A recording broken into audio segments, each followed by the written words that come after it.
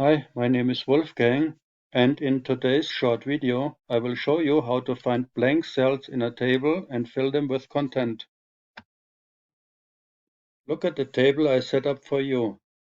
It contains some empty cells we want to fill with a word, for example 0. Here is how to do it. Go to Edit in the main toolbar and then to Find and Replace.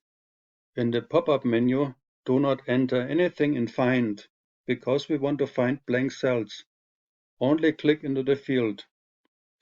In Replace, enter the item to fill in, for example the word 0. Press Find All. The blank cells will be highlighted.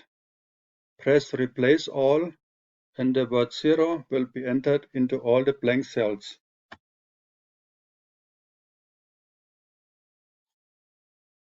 This is it for our short video today. If you liked it, give me a thumbs up and subscribe to my channel. If you have questions or suggestions, leave me a comment under the video. Thanks for watching and have a nice day.